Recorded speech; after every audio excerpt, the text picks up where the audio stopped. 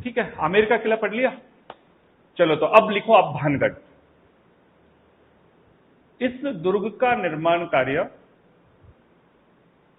आमेर के शासक मानसिंह के भाई माधो सिंह के द्वारा करवाया गया था। तो विद्यार्थियों, माधो सिंह जो है कछावा राजपूती है, मानसिंह जो है उन्हीं के भाई है, और आमेर के कछवा राजपूतों का ही हमारे भानगढ़ पर शासन रहा है। यह अलवर जिले में स्थित है। कहां है? अलवर। इसे भूतों का गढ़ कहा जाता है।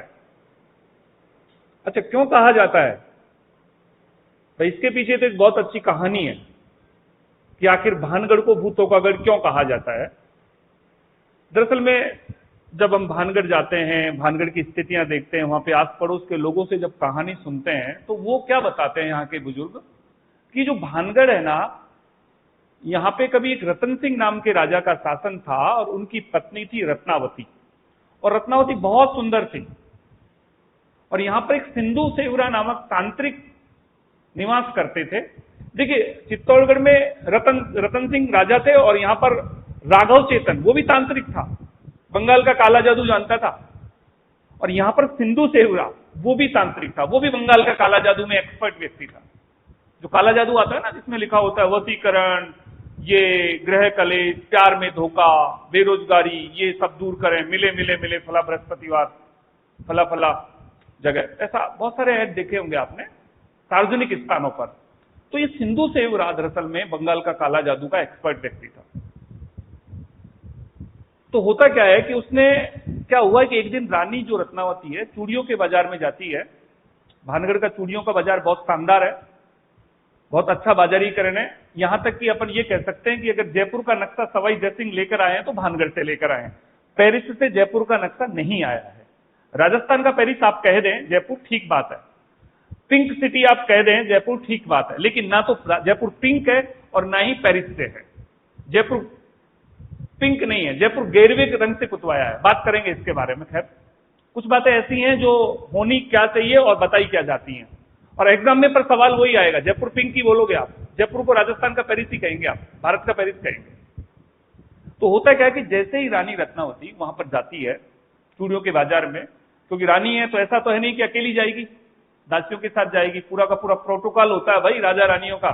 बहुत सारे नौकर चाकर दास दासी वो जाते थे। और जैसे रानी गुजर रही तो ऐसा थोड़ी कि आप डायरेक्ट रानी को देख सकते हैं, नजरें मिला सकते हैं, नहीं। जैसे ही रानी गुजर रही है ना तो आपके सिर है ना इस प्रकार झुके होते हैं।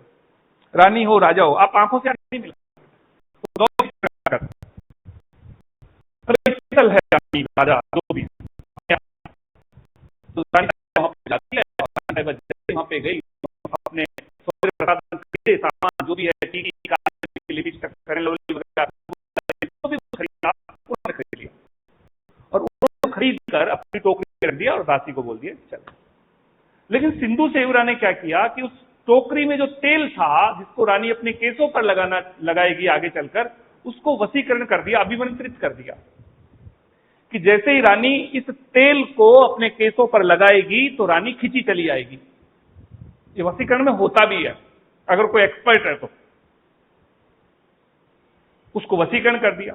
दरअसल में अब यहां पर एक बड़ी बात क्या हो जाती है कि जैसे ही दासी तेल लेकर जा रही थी, उस सारे के सारे सामान को लेकर चल रही थी, तो टकरा जाती, ठोकर लग जाती पैर में। पहले छोटे थे ना अपन, अपने भी बहुत ठोकर लगती थी, और वो सारा का सारा जो टोकरी थी गिर जाती है।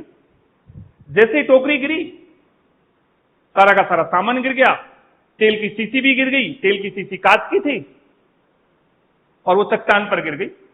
चट्टान पर पूरा तेल फैल गया। अब दरअसल में होता क्या है कि उसने तेल को अभिमंत्रित कर दिया था, तो अब चट्टान सिंधु सेवरा नामक तांत्रिक के पीछे पीछे चल दी और आगे चलकर उस चट्टान ने सिंधु सेवरा को दबा लिया।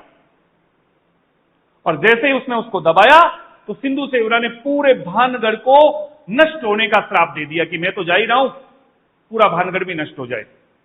तो आज भी यहां पर जो आवाज आती है रात के समय में, दिन के समय में, साए साए, तो ये उन लोगों की आवाजें हैं जो वहां पर अकाल मृत्यु को प्राप्त हुए थे। और ये अकाल मृत्यु को प्राप्त हुए तो उनकी आत्माएं यहां पर भटक रही हैं, और इसी कारण भानगढ़ को भूतों का गढ़ कहा जाता है। और अब